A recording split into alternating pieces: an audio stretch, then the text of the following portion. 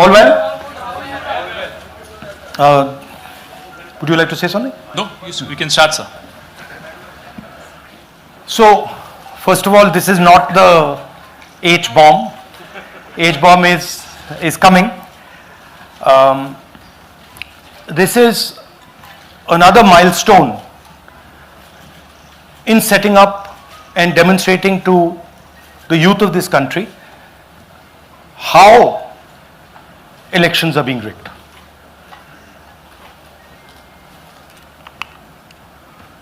So I'm going to make a claim here, very strong claim, about CEC Gyanesh Kumar. And this is not something I'm saying lightly. I'm the leader of the opposition in the Lok Sabha. This is something I'm saying after solid proof that I'm going to show you, the youth of India, the people of India today. Proof that is black and white, absolutely clear, that the Chief Election Commissioner of India is protecting the people who have destroyed Indian democracy. I'm also going to show you the method by which votes are being added and deleted, and I'm going to show you how they are done, how that is done. In election after election, someone, some force, some group of people has been systematically targeting millions of voters for deletion across India. This is something that we've heard again and again and again. Different communities, mainly communities that are voting for the opposition, Dalits, Adivasis, minorities, OBCs, are specifically targeted. We had heard this many times, and now we found 100% proof of it. Please understand, I am not going to say anything on this stage that is not backed up by 100% proof. I am somebody who loves my country. I love my constitution. I love the democratic process, and I am protecting that process. And so I'm not going to say anything here that is not going to be based on 100% proof that you can determine. The burden of the judgment is yours. I am going to lay the proof in front of you. You will see it and say, actually, this is pretty solid proof. Aland is constituency in Karnataka. 6,018 votes. Somebody tried to delete 6,018 votes. We don't know the total number of votes that were deleted in Aland in the 23 election. They are much higher than 6,018. But somebody got caught deleting 6,018 votes. And it was caught, like most crimes, by a coincidence. What happened was, the booth level officer there noticed that her uncle's vote was deleted. And so she checked who deleted her uncle's vote, and she found that it was a neighbor. पड़ोसी ने uncle का vote delete किया था. उसने जाके पड़ोसी से पूछा कि आपने मेरे अंकल का वोट क्यों डिलीट किया. पड़ोसी ने कहा, मैं तो जानता ही नहीं, मैंने तो कुछ वोट डिलीट ही नहीं किया. Neither did the person deleting the vote know, nor did the person whose vote was deleted know. Some other force hijacked the process and deleted the vote. And as luck would have it, got caught. What does the operation look like? In Aland, 6,018 applications were filed, impersonating voters. The people who filed these applications actually never filed them. And we will show you evidence of that on this stage.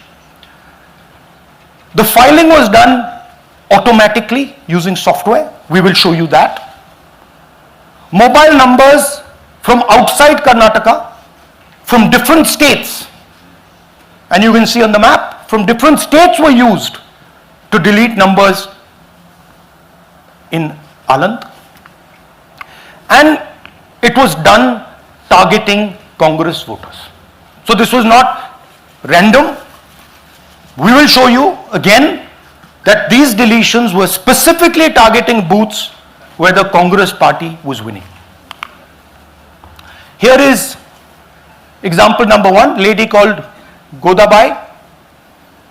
Someone created fake logins, deleted 12 voters, attempted to delete because then this was stopped.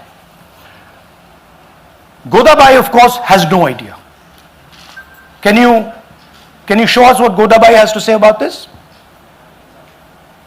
Election time ಈಗ ನಾ ಅರ್ಜಿ ಹಾಕಿಲ್ಲ, ನನಗೆ ಅದಕ್ಕೆ ಸಂಬಂಧ ಇಲ್ಲ, ಅದು ಯಾರು ಹೊಟ್ಟಿ ಕಿಚ್ಚಿಗೆ ಯಾರು ಏನು ಹಾಕ್ಯಾರ ಅನ್ನೋದು ನನಗೆ ಗೊತ್ತಾಗಿಲ್ಲ. So she has no idea. These were the cell phone numbers that were used to delete these people. These are not from Karnataka. These numbers are from different states. You can see here.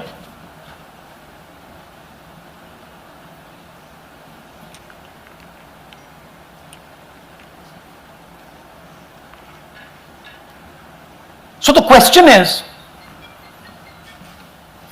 whose numbers are these? How were they operated? Where were they operated from? Who generated the OTPs to disturb the process? Now these are questions that arise out of this. Here's example 2, Suryakant. This gentleman apparently deleted 12 voters in 14 minutes. He filled 12 deletion forms in 14 minutes. I'd like you to meet him. He's here. That's one of the people. That's one. Namaskar bhi aiye. Babita Chaudhary is one of the votes that he is supposed to have deleted. Aiye bhaiya. He is supposed to have deleted. This is the gentleman. ये इनका vote delete किया जा रहा था, ये कर रहे थे. इनसे आप पूछिए, बताइए. That's our candidate. हाँ, कन्नड़ा में बोलिए. ನನ್ನ ಹೆಸರು ಸೂರ್ಯಕಾಂತ್ ಗೋವಿನ. ನಾನು ಸರ್ಸಂಬ ಗ್ರಾಮದಲ್ಲಿ ಇದ್ದೆ. ನನಗೆ ನಾಲೆಜ್ ಇಲ್ಲದೆ ನನ್ನ ಹೆಸರು ಮೇಲೆ 9 ಜನರ ಲಿಸ್ಟನ್ನು ಡಿಲೀಟ್ ಮಾಡಿದ್ದಾರೆ. ಅದು ಯಾಕಂತ ಇವರು ನನಗೆ ಬಂದು ಕೇಳಿದರು, ನಮ್ಮ ಹೆಸರು ನೀವು ಯಾಕೆ ಡಿಲೀಟ್ ಮಾಡಿದ್ರಿ ಅಂತ. ಅದಕ್ಕೆ ನಾನು ನಮ್ಮ ಸಾಹೇಬ್ರಿಗೆ ಹೇಳಿದೆ, ನಾನು ಡಿಲೀಟ್ ಯಾರಿಗೂ ಮಾಡಿಲ್ಲ, ಅಪ್ಲಿಕೇಶನ್ ಕೊಟ್ಟಿಲ್ಲ, ಆದರೂ ಡಿಲೀಟ್ ಆಗಿದೆ, ಅದು ನೋಡ್ರಿ ಅಂತ. ಹಾಗಾಗಿ ತಹಶೀಲ್ದಾರ್ಗೆ ಹೋಗಿ ಕಂಪ್ಲೇಂಟ್ ಕೊಟ್ವಿ. ಮತ್ತು ಕಮಿಷ್ನರ್ ಇದು ನಮ್ಮ ಜಿಲ್ಲಾ ಎಲೆಕ್ಷನ್ ಒಂದು ಇದಕ್ಕೆ ಕಂಪ್ಲೇಂಟ್ ಕೊಟ್ವಿ. ನನ್ನ ಹೆಸರು ಮೇಲೆ 12 ಜನರದು ಡಿಲೀಟ್ ಮಾಡಿದ್ದು ನಿಜ ಇರ್ತದೆ. थोड़ा ट्रांसलेट कर लीजिए.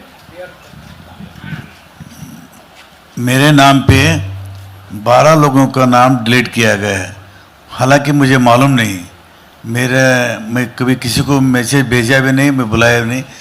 ये बबीता आके पूछने से पता चला कि मैंने मेरे फ़ोन से ऐसा मैसेज दिया, लेकिन असल में मैंने किसी को भी मैसेज नहीं किया. आप कुछ कहेंगे? नहीं, ठीक है. Thank you, thank you.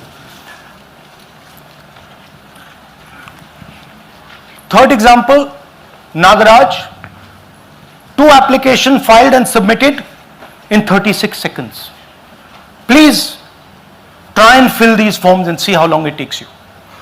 Try and fill. And I ask the youth of India, try it. Try and fill the form, 2 forms in 36 seconds. you'll see the answer to this question. Notice also what time this gentleman fills the form. For some reason he gets up at 4:07 in the morning and suddenly fills 2 forms in 38 seconds.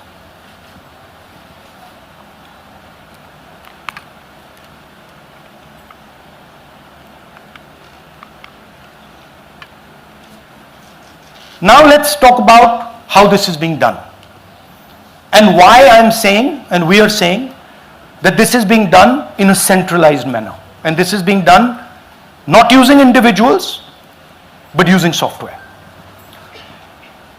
Look at the serial numbers. Serial number 1, serial number 1, serial number 1, serial number 1. Serial number 1 means that this is the first person whose name, this is the first name in the booth. So a software is picking up the first name in the booth and using it to delete voters. So someone ran an automated program that ensured the first voter of the booth was the applicant. That same person got cell phones from outside the state, used them to file the applications. And we are pretty certain that this was done in a centralized manner and it was done at scale. This was not done in a, at a worker level. This was done at a call center level. Okay? Targeted deletions in strong Congress booths. The top 10 booths with maximum deletions are Congress strongholds. Congress won 8 other 10 booths in 2018. This was not a coincidence. This is a planned operation. Now, let's come to why I'm making such a direct accusation about this gentleman, Gyanesh Kumar. There is an ongoing investigation on this matter in Karnataka. The CID of Karnataka has sent 18 letters in 18 months. 18 letters in 18 months to the Election Commission. And they have asked the Election Commission for some very simple facts. Number 1, give us the destination IP from where these forms were filled. Number 2, give us the device destination ports from where these applications were filed. And number 3, most important, give us the OTP trails, because when you file, you have to get an OTP. 18 times in 18 months. The CID of Karnataka has written to the Election Commission for this. And they are not giving it. Why are they not giving it? Because this will lead us to where the operation is being done from. And we are absolutely convinced where this is going to lead. I'll give you a little bit of the chronology. FIR is filed February 23. Karnataka CID writes to ECI requesting all details of these numbers and these transactions almost immediately in March. In August, EC gives a reply, doesn't fulfill any of the demands, and doesn't give us the information. Doesn't give the CID of Karnataka the information that will lead them to their destination. January 24, Karnataka CID writes to ECI again and says, please send us full information. No answer. Karnataka CID by September 25, last letter went in September 25, has written 18 reminder letters. While this is going on, the CEC of Karnataka writes to the Election Commission in Delhi and says there is a matter, please provide this information. And the CC of Karnataka multiple times asks the Election Commission. No answer.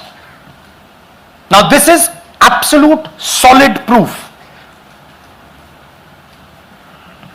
that Gyanesh Kumar is protecting the people who are doing this.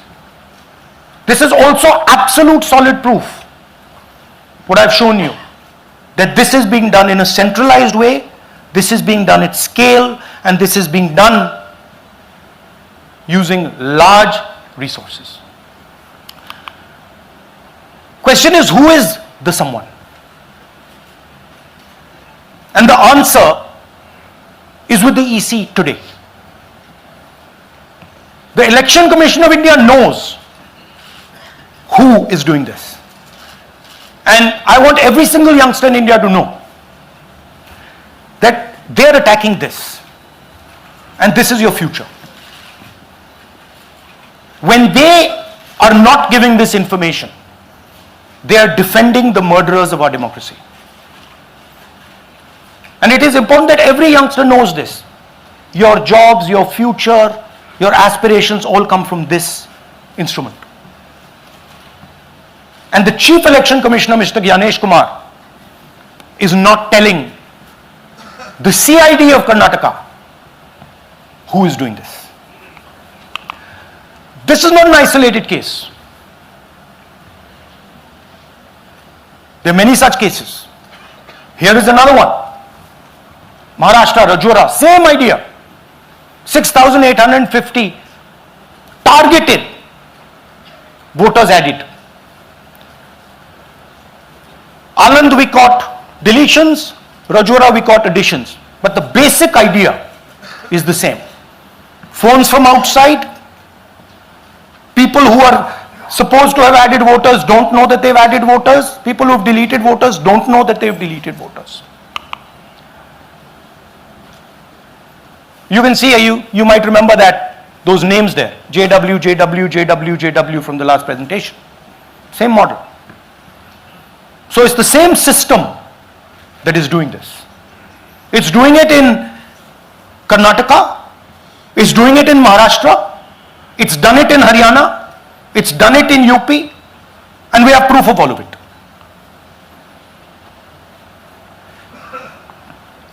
Names are being filled, addresses, the address is Sasti, Sasti, Sasti, Sasti. Name is UQ, JJW.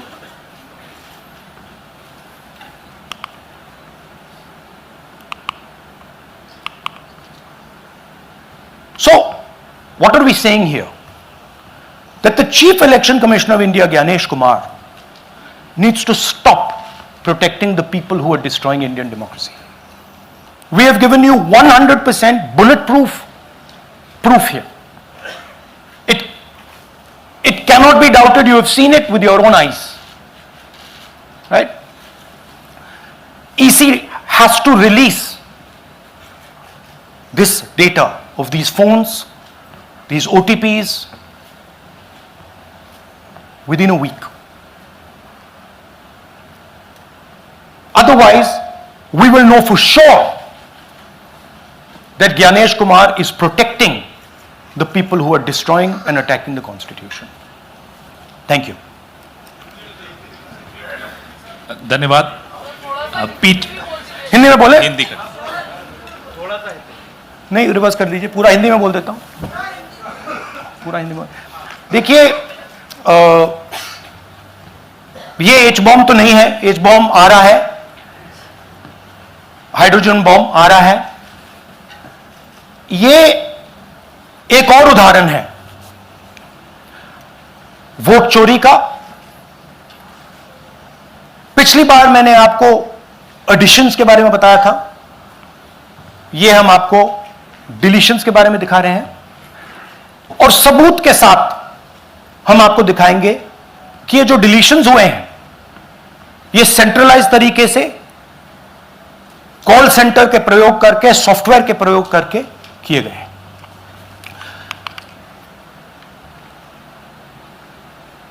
हमारे पास इस presentation में जो मैंने आपको अभी दिखाया 100% सबूत है, प्रूफ है कि ज्ञानेश कुमार जी हिंदुस्तान के चीफ इलेक्शन कमिश्नर वोट चोरों की रक्षा कर रहे हैं, और यह मैं आपको अभी दिखाने जा रहा हूं। हर इलेक्शन में हमें रिपोर्ट आती थी कि वोटर्स डिलीट हो रहे हैं,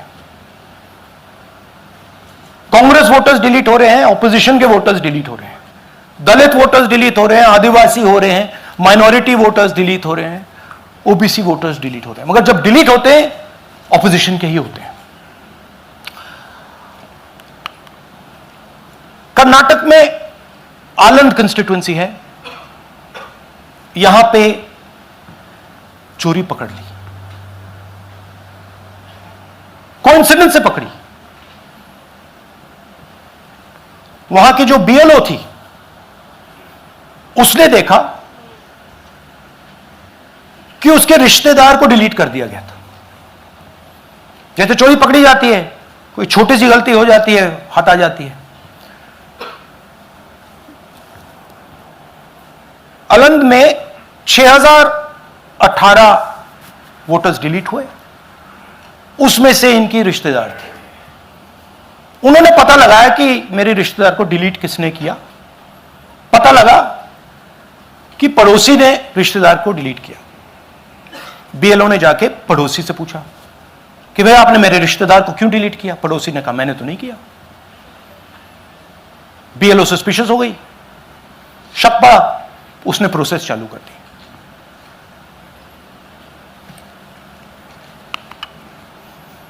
पता क्या लगा कि कोई ना कोई, किसी ने अलंद में voter deletion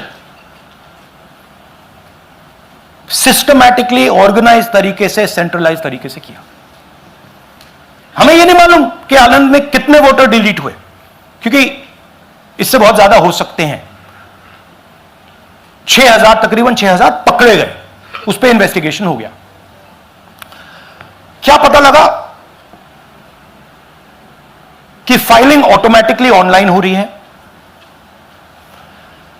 mobile numbers Karnataka के नहीं यूज हो रहे, मोबाइल नंबर्स दूसरी स्टेट्स के यूज हो रहे हैं।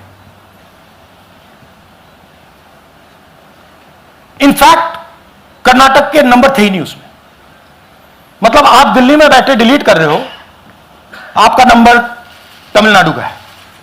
आप गुड़गांव में डिलीट कर रहे हो, आपका नंबर झारखंड का है। और जब हम चेक कर रहे हैं कि भैया आपका नंबर है, तो आपका नंबर है ही नहीं, किसी और का नंबर है। और टारगेट करके कांग्रेस वोटर्स को डिलीट किया गया। ये गोदाबाई जी हैं, इनके नाम पर 12 वोटर्स डिलीट किए गए। इनको मालूम ही नहीं, इनको पता ही नहीं कि इन्होंने 12 वोटर्स डिलीट किए। दिखाइए जरा। ಇಲೆಕ್ಷನ್ ಟೈಮ್ ಈಗ ये इनका वीडियो है। ನಾ ಅರ್ಜಿ ಹಾಕಿಲ್ಲ, ನನಗೆ ಅದಕ್ಕೆ ಸಂಬಂಧ ಇಲ್ಲ. ಅದು ಯಾರು ಹೊಟ್ಟಿ ಕಿಚ್ಚಿಗೆ ಯಾರು ಏನ ಹಾಕ್ಯಾರ ಅನ್ನೋದು ನನಗೆ ಗೊತ್ತಾಗಿಲ್ಲ. तो इनको आइडिया नहीं कि इन्होंने वोटर्स डिलीट कर दिए।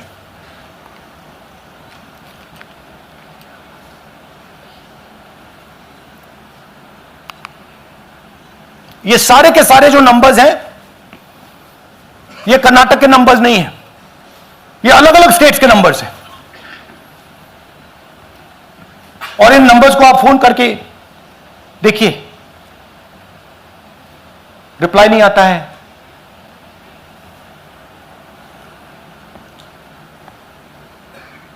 तो सवाल यह है कि किसके नंबर्स हैं, ये किसने ऑपरेट किए, जब इन्होंने ऑपरेट किए ये कहां थे, आईपी एड्रेस क्या था, ओटीपी कैसे जनरेट हुआ, कहां गया, यह सवाल है। यह दूसरा उदाहरण, सूर्यकांत जी जो अभी स्टेज पे आए थे, इन्होंने 12 वोटर्स को 14 मिनट में डिलीट कर दिया। आप फॉर्म भरने की कोशिश कीजिए, डिलीशन फॉर्म भरने की कोशिश कीजिए, देखिए। और जब हमने इनसे पूछा कि भैया आपने ये कैसे किया, वो कहते हैं मैंने तो नहीं किया, मैं तो जानता ही नहीं हूं।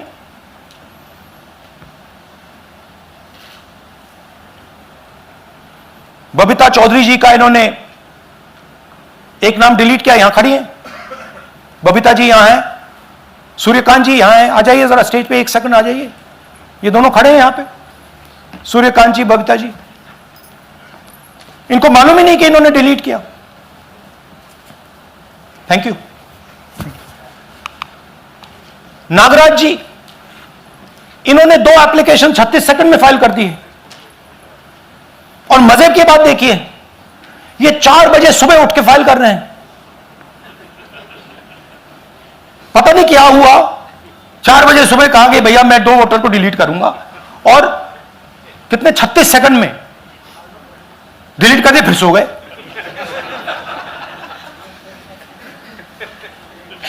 हमारी माइंड में पहले सवाल था कि क्या इलेक्शन कमीशन भी सो रहा है, मगर नहीं, सोया कोई नहीं है, जगे हुए हैं, सिस्टमैटिकली मदद हो रही है। यह देखिए दूसरी बात, जो भी डिलीट कर रहा है वोटर लिस्ट में उसका सीरियल नंबर 1 है। मतलब जो भी वोटर लिस्ट में पहले नंबर पे आता है वही डिलीट कर रहा है। 5वें नंबर वाला, 7वें नंबर वाला, 10वें वाला कोई नहीं कर रहा। तो हो क्या रहा है, सॉफ्टवेयर से यह काम किया जा रहा है। सॉफ्टवेयर प्रोग्राम कह रहा है पहला नाम निकालो और इसका प्रयोग करके डिलीट करो।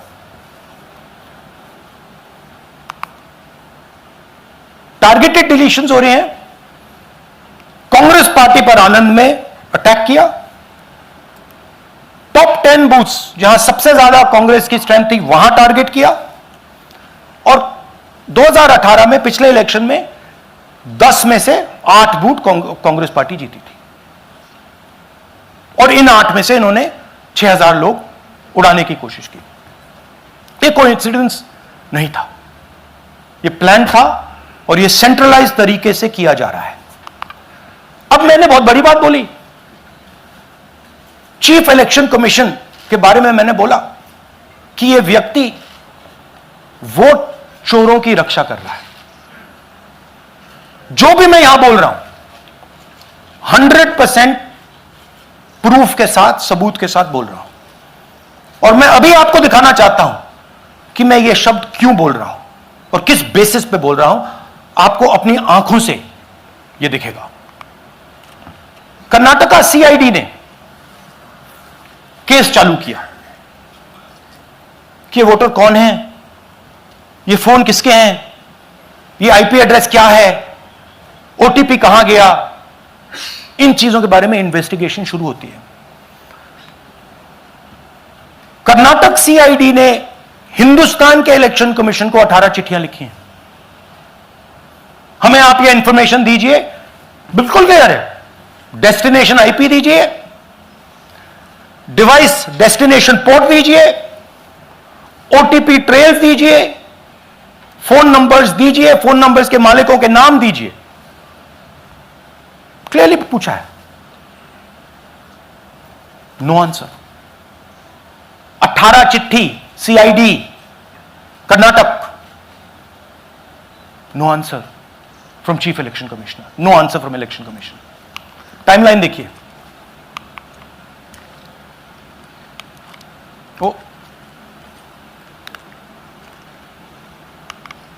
ओके, फरवरी 23 में इन्वेस्टिगेशन शुरू होती है। मार्च 23 में कर्नाटका सीआईडी चिट्ठी लिखती है ईसीआई को कि हमें सारे डिटेल्स दे दीजिए। अगस्त में इनकंप्लीट डिटेल्स दी जाती हैं, जिससे कोई इन्वेस्टिगेशन आगे नहीं बढ़ेगा। जिन चीजों की जरूरत थी वो नहीं दी, जिसकी जरूरत नहीं थी वो सारी दे दी। पहला सबूत।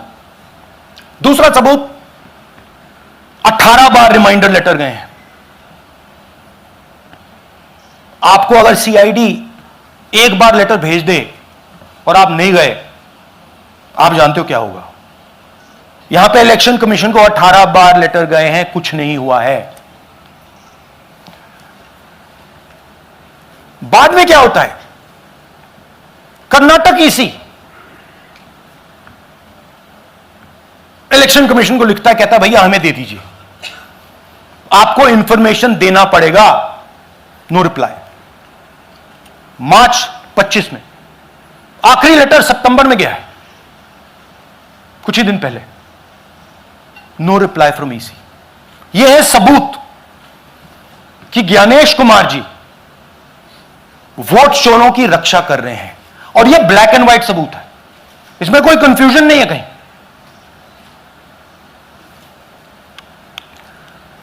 तो सवाल उठता है, यह है कौन जो सेंट्रलाइज तरीके से कॉल सेंटर के प्रयोग से, सॉफ्टवेयर से अलग अलग प्रदेशों में वोट डिलीट कर रहे हैं, ऐड कर रहे हैं? इलेक्शन कमीशन जानता है, ज्ञानेश कुमार जी जानते हैं। अच्छा, ये सिर्फ आनंद में नहीं हुआ, ये अलग अलग कंस्टिट्यूएंसीज में हुआ है। आनंद में लीगल प्रोसेस चालू हो गई, पकड़ लिया। यहां महाराष्ट्र में उसी मोडस ऑपरेंडी से, उसी सिस्टम से यहां पे वोट ऐड हुए हैं। आनंद में डिलीट, रजौरा में एडिशन, 6850। आपको याद होगा पिछले प्रेजेंटेशन में मैंने आपको नाम दिखाए थे, ये देखिए वही नाम यहां है। वही सिस्टम महाराष्ट्र में चल रहा है जो कर्नाटक में चल रहा था। नाम वैसे ही है, जेडब्ल्यू जेडब्ल्यू जेडब्ल्यू, पता वैसा है, जेडब्ल्यू जेडब्ल्यू, नाम यू ऐसे किसी ने टाइप करके लगा दिया। तो जो ये काम कर रहा है, ये उत्तर प्रदेश में, हरियाणा में, बिहार में, कर्नाटक में, महाराष्ट्र में वही कर रहा है।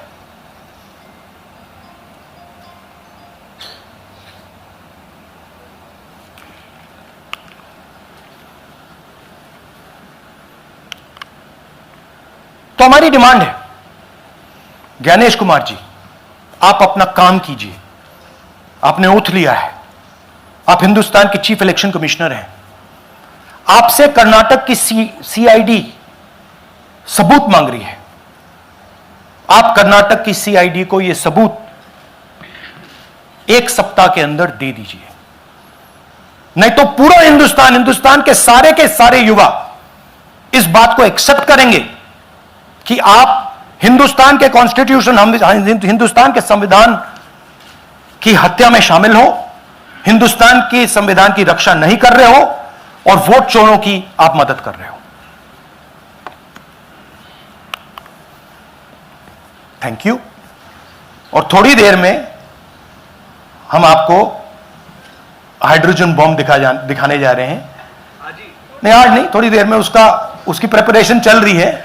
क्योंकि हम देखिए, मैंने टीम से कहा है कि अगर मैं स्टेज पे जा रहा हूं, ब्लैक एंड व्हाइट प्रूफ नहीं होगा, मैं नहीं जाऊंगा। अगर ब्लैक एंड व्हाइट प्रूफ होगा, जो कोई मतलब उसको निगेट नहीं कर सकता, मैं जाऊंगा।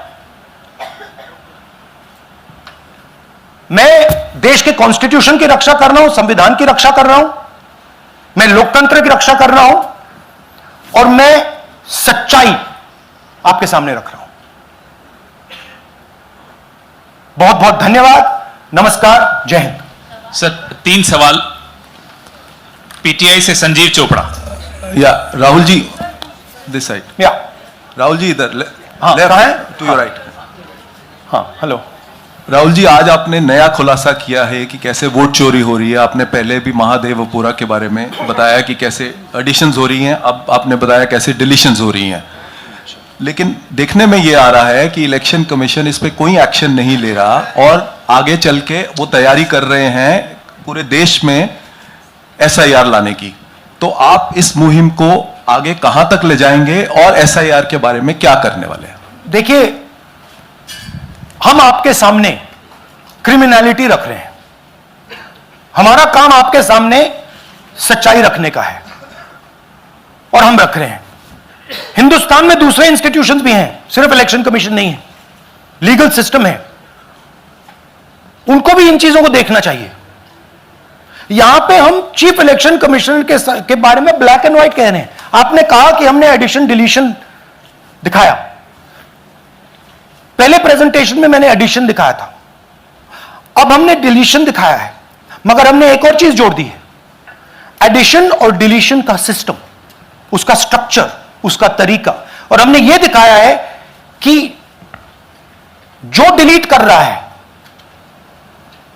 जो ऐड कर रहा है, महाराष्ट्र में, कर्नाटक में, यूपी में, वो एक ही आदमी है, एक ही फोर्स है। हमने आपको वो एड्रेसेस दिखाए। Same system is being used in Maharashtra, is being used in Karnataka, is being used in Uttar Pradesh, is being used in Haryana. Same people are doing it.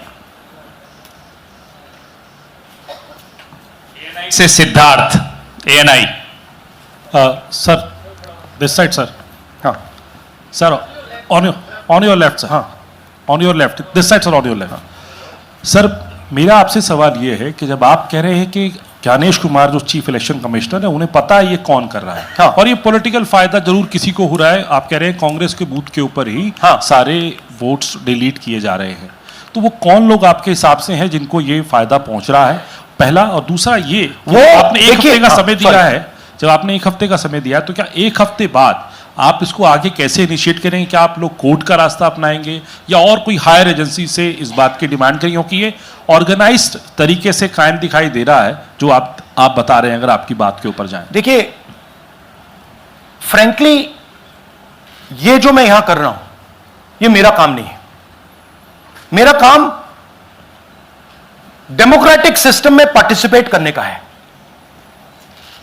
मेरा काम डेमोक्रेटिक सिस्टम की रक्षा करने का नहीं है। वो काम हिंदुस्तान के इंस्टीट्यूशंस का है। वो काम वो नहीं कर रहे हैं, इसलिए मैं कर रहा हूं। अब मैं आपको यह कह सकता हूं कि हमने आपको 2 बार सबूत दिखाया है, और जब हम ये प्रेजेंटेशंस खत्म करेंगे, इसमें लगेंगे 2-3 महीने, जब हम ये खत्म करेंगे, आपके माइंड में कोई डाउट नहीं होगा कि हिंदुस्तान में state after state, Lok Sabha after Lok Sabha चोरी हो रही है। तो मेरा काम सच्चाई दिखाने का है। मैं हिंदुस्तान की जनता को, हिंदुस्तान के युवाओं को सच्चाई दिखा सकता हूं। यह मेरा काम है।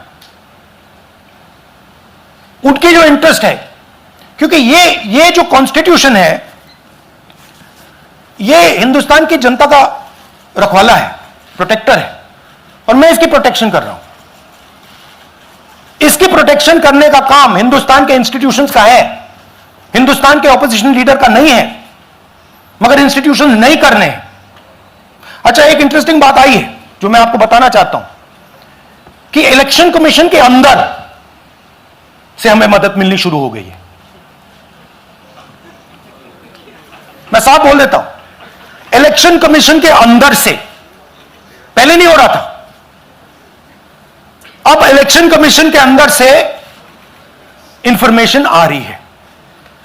यह रुकेगा नहीं,